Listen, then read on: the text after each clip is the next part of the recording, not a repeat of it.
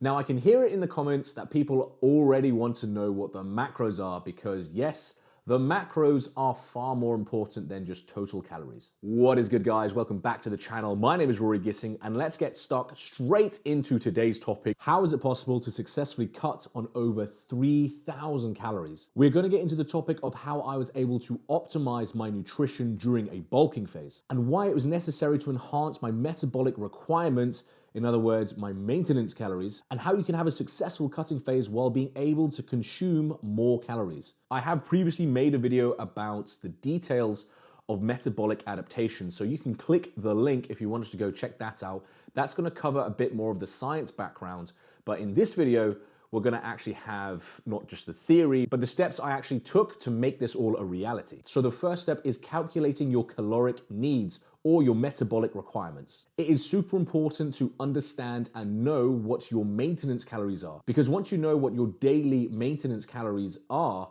then all you have to do is subtract or add just a couple hundred calories to either be in a surplus for bulking or a deficit for cutting. It's not 100% necessary, but it will skip a few sort of trial and error phases and you can jump straight into either cutting or bulking without having to mess around with how much food you're eating.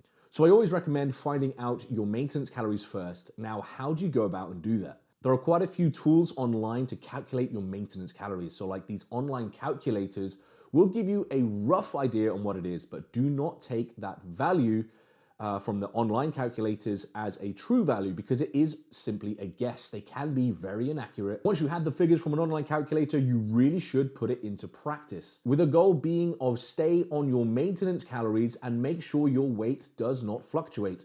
If you are increasing or losing weight, then that isn't the maintenance calories. You will have to then adjust it and trial it again. And if your weight can sort of stay stable for 2 to 3 weeks, it will be your maintenance calories. So you can get a good ballpark figure with an online calculator, but then you do need to go away and fine tune it to get an actual proper value. Actually, proper value is probably not the right term. I would say accurate value. A more accurate value is a more accurate statement. So once you have an accurate value for your maintenance calories, put yourself in a good surplus. I'm talking around 300 calories. And then your body will undergo something called metabolic adaptation.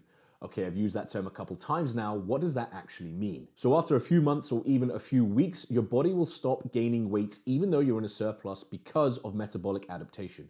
It's simply your body adjusting to the amount of calories you're eating and it puts it back into homeostasis. Your body actually wants to remain the same. It's not too big of a fan of changing or fluctuating, so your body will actually adapt to the calories and your body will stop gaining weight after a certain period. So now you've stopped gaining weight, your body has established a new maintenance calories, which used to be a surplus for you, but now it is your maintenance calories. Okay, so with all of that explained, you may start to see where I'm going with this. I kept increasing my maintenance calories, so I was always in a surplus after my body tried to adapt to it. So I pretty much kept increasing my calories every time I saw my weight plateau. This means just by the end of my bulking phase, I was eating just over 4,000 calories, and that was my established maintenance calories. So my maintenance calories are just over 4K. Let's just round it to 4K. What happens when I put myself in a 500 calorie deficit? So I only start eating 3,500 calories. I'm going to start losing weight. I am actually going to start burning fats, especially because of the way I'm training and the type of diet that I'm following. I'm going to reserve my muscle mass and it means the fat starts disappearing. But metabolic adaptation goes both ways. So now I'm in a surplus. My body's going to try to adjust for that calorie count to be a maintenance calories. So you are expected to plateau, but I guess that depends on how much of a deficit you're in the first place. The higher the deficit, the slower the plateau will become, but then I don't advise doing that because you can't take many more calories away if you've already dropped the majority of them. So I like doing it at stages at a time. 500 straight away off the bat was just an example, but I would say it's pretty close to what I actually do. I probably do 300 to 400 calories for my deficit target. However, you don't only have to reduce your food. When I started to approach a plateau around the 3,000 calorie mark, I didn't keep dropping the food or the calories at that stage. I actually just kept increasing the cardio or my daily steps. So my calorie expenditure increased, which of course is the same thing when you're trying to build a calorie deficit. But it means I can eat more. I'll just do a little bit more exercise to offset that and stay in that calorie deficit. I did eventually have to drop my calories below 3,000 because my goal was to get absolutely shredded, like no body fat left. But by the time that actually happened, by the time I had to go below the 3,000 calorie mark, I already looked like this, which is a pretty decent cut. So if you're not competing, if your goal isn't to step on stage, you have to be shredded, it's a pretty good cut. Now I can hear it in the comments that people already want to know what the macros are because yes, the macros are far more important than just total calories. So this is how I like to calculate my macros. I will reverse engineer it from the amount of calories. So I get myself, calculate that calorie deficit or surplus, depending if you're bulking or cutting. And from there, I will then reverse engineer the macros. So if you didn't already know, 1 gram of protein is 4 calories, 1 gram of carbohydrate is 4 calories, and 1 gram of fat is 9 calories. When I edit this video, I will put up an example so you can kind of follow along. And let's just assume I'm at 100 kilos. I'm not gonna be able to do the math off the top of my head, but let's just assume that I'm 100 kilos when I come to do the cut. The first thing I'm gonna calculate is my protein consumption. What should my daily protein intake be? I have done many cuts and I do find that the higher the protein content, the better muscle retention I get and the harder the look. And it just looked better when I was doing higher protein values. But not everyone is going to want to do 2 grams of protein per pound of body weight. So I'm gonna do it by a 1.2 multiplier instead. So what I'm gonna do is I'm going to take my body weight that's in pounds, multiply that by 1.2, and that figure is how many grams of protein I'm gonna be having minimum per day.